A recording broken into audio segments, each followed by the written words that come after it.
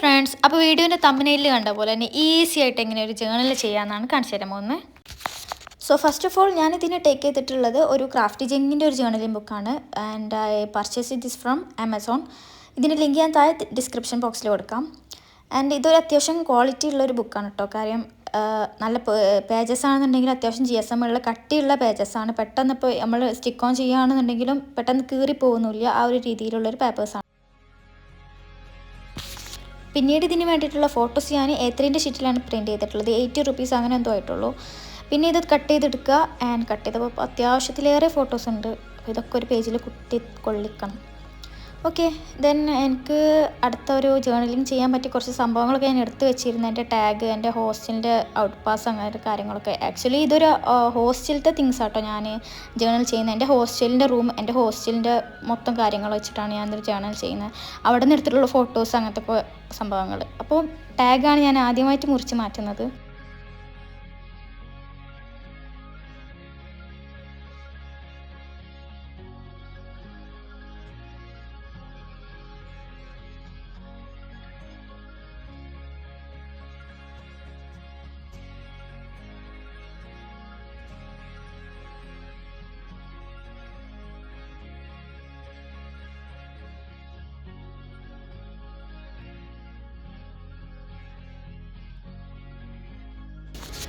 Actually എൻ്റെ അടുത്ത് ഒരുപാട് ഫോട്ടോസ് ഉണ്ടായിരുന്നു.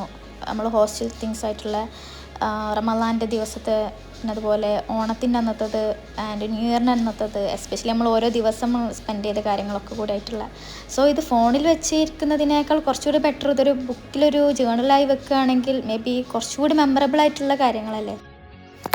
പിന്നെ എൻ്റെ അടുത്ത് ഒരുപാട് സ്റ്റിക്കേഴ്സും കാര്യങ്ങളൊക്കെ ഉണ്ടായിരുന്നു, ഓൾറെഡി ചെയ്ത് വെച്ചിട്ടുള്ള സ്റ്റിക്കേഴ്സൊക്കെ. അപ്പോൾ അത്തരത്തിലുള്ള സ്റ്റിക്കേഴ്സൊക്കെ വെച്ച് ആൻഡ് ഏത് ഡേ ആണോ, ഐ മീൻ റമളാൻ ഡേ ആണെങ്കിൽ റമളാൻ്റെ ഡേൻ്റെ അന്നെടുത്തിട്ടുള്ള പിക്ക് അത് അതിൻ്റെ നേരക്ക് വെച്ച് അങ്ങനെയാണ് ചെയ്യാൻ ഉദ്ദേശിക്കുന്നത്.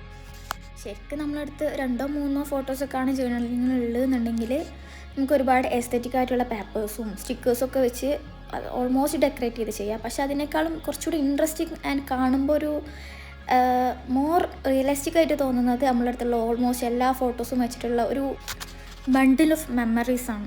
And it always beautiful to see.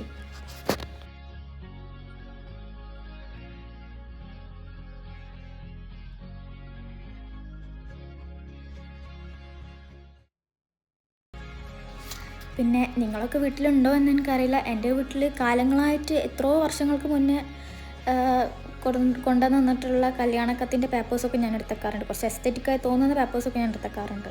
അങ്ങനെ കിട്ടിയൊരു പേപ്പറാണ് ഇപ്പോൾ നിങ്ങൾ ഈ കാണുന്നത്.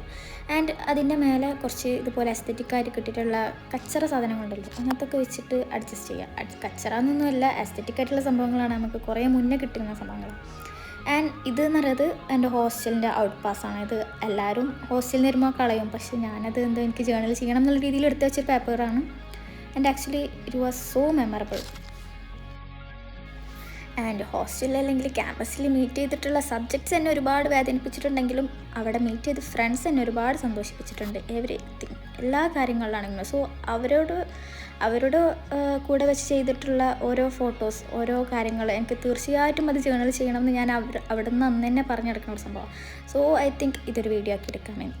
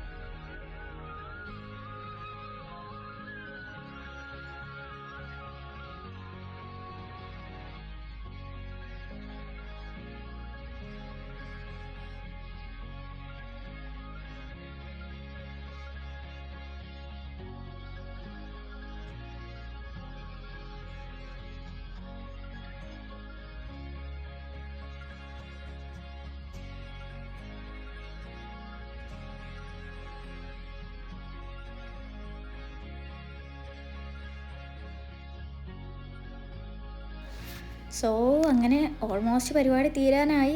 ആൻഡ് കാണുമ്പോൾ തന്നെ നിങ്ങൾക്ക് മനസ്സിലാവും അത്യാവശ്യത്തിലേറെ ജംഗിളായിട്ടുള്ളൊരു ജേണലാണിത്, ജംഗിൾ ജേണൽ. കാരണം അത്യാവശ്യത്തിലേറെ ഫോട്ടോസ് ഉണ്ട്, ഇനിയും 2-4 ഫോട്ടോസൊക്കെ ഉണ്ട്, പക്ഷേ ഇനി ഇതിൽ കൊള്ളൂല. So I just closed this. And ഇതൊക്കെയാണ് കംപ്ലീറ്റ്ലി ഞാനിപ്പോൾ ടച്ചപ്പ് ചെയ്തിട്ടുള്ള ലാസ്റ്റ് വ്യൂ. നമുക്ക് കാണാം.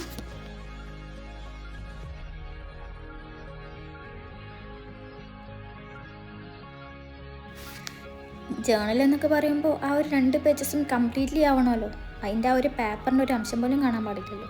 സോ ഞാൻ ആ ബാക്കി വരുന്ന സ്ഥലങ്ങളിലൊക്കെ ആൻഡ് കുറച്ച് കാര്യങ്ങളൊക്കെ എഴുതി. എന്തൊക്കെ ഗ്രാമർ മിസ്റ്റേക്ക് വന്ന സ്ഥലങ്ങളിലൊക്കെ അറ്റ്ലീസ്റ്റ് ഒരു ലവിൻ്റെ ഒരു സൈനൊക്കെ ഇട്ട് തൽക്കാലം അഡ്ജസ്റ്റ് ആക്കി. ആൻഡ് ഇനിയിപ്പോൾ കുറേ കാലങ്ങൾക്ക് ശേഷം മറിച്ച് വെക്കുന്ന സമയത്ത് ഇത് ആരൊക്കെയാണെന്ന് എനിക്ക് ഓർമ്മ ഉണ്ടാവും എന്നുള്ള രീതിയിൽ ഞാൻ എല്ലാവരുടെ പേരും കൂടെ താഴെ എഴുതി വെച്ച്. ആൻഡ് ആ ഫോട്ടോസിൽ ഉണ്ടായിരുന്ന ആൾക്കാരുടെ പേരും കൂടെ ഞാൻ അതിൻ്റെ താഴെ എഴുതി വെച്ച്. സോ ഇതാട്ടോ ഫൈനൽ ലുക്ക്. ഇഷ്ടപ്പെട്ട like, share, subscribe and also ഇതുപോലെ ഒന്ന് ചെയ്തു വെക്കുക, കാരണം വെരി യൂസ്ഫുൾ ആയിരിക്കും. പിന്നെ